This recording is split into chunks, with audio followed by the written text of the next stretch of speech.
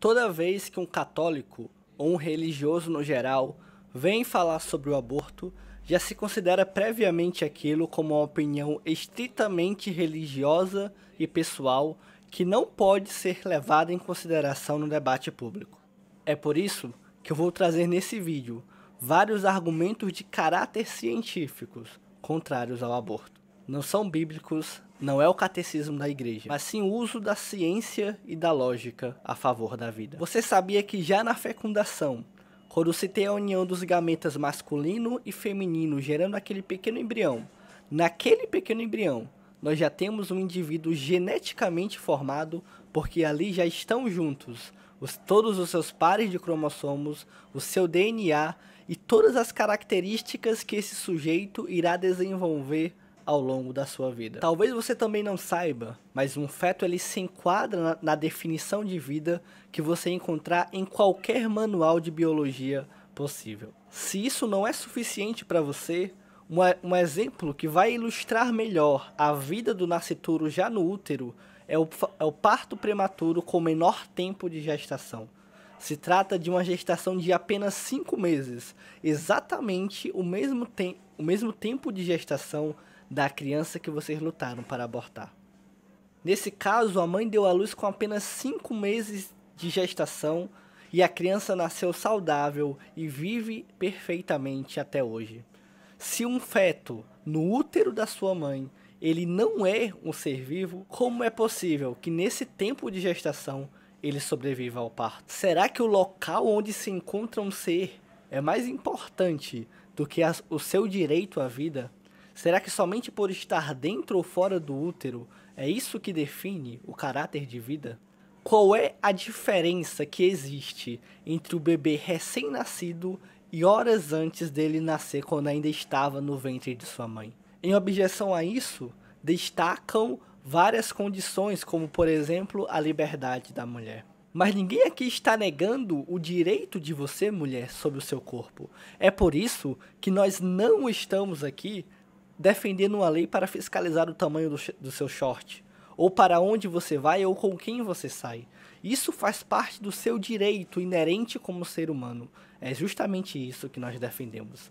O direito à vida do ser humano e todas as suas implicações. Mas a liberdade, ela não está acima da vida. É justamente por você estar vivo que você é livre. Ninguém é livre para tirar a vida de outra pessoa. E uma mãe não tem autonomia sobre a vida de seu filho.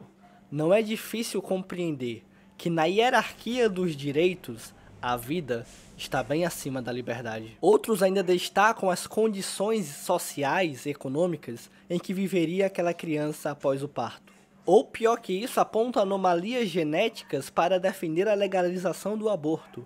Tudo isso reconhecendo como ser vivo aquela criança no ventre de sua mãe. Fazem isso com as crianças que nasceriam em um lar de família pobre, ou com as crianças que nasceriam com síndrome de Down. O único problema disso que você está propondo é que isso se chama eugenia. É defender uma ideia higienista de sociedade, onde não podem viver aqueles que são defeituosos, aqueles que não se enquadram no padrão de indivíduo socialmente aceito.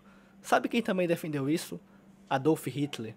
Isso estava na base do nazismo alemão, na busca pela raça ariana, a raça da sociedade perfeita. Será mesmo que é a religiosidade que é uma doença? São sarados esses que defendem esse tipo de limpeza social?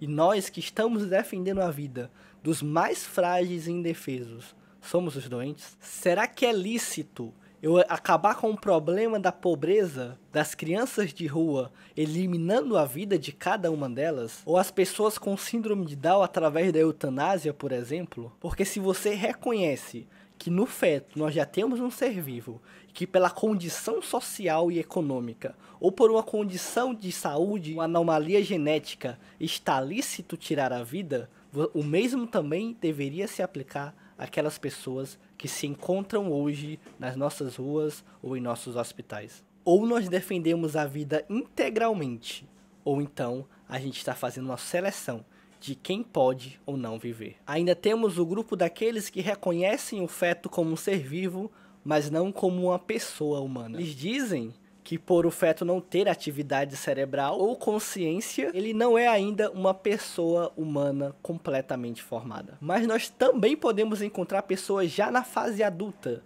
que não têm perfeitamente a sua consciência ou se encontram em um estágio sem atividade cerebral ativa. Como por exemplo nos casos das pessoas em coma ou das pessoas em demência. É lícito tirar a vida dessas pessoas por causa disso? Será que se nós deixarmos de sentir dor, nós vamos deixar de sermos seres humanos? Então é só eu aplicar uma injeção de anestesia em mim e eu posso ter a minha vida tirada por outra pessoa? Eu acredito que não. Para toda condição do feto que você der como justificativa para o aborto, nós também podemos encontrar uma pessoa na fase adulta que se encontra naquela mesma condição.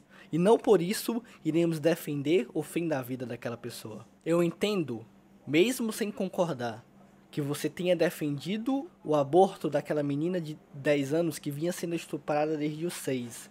Eu entendo sem concordar. Eu entendo que você esteja revoltado com todos aqueles pseudo-religiosos que estavam na porta do hospital, fazendo aquele espetáculo ridículo e hipócrita. Eu entendo.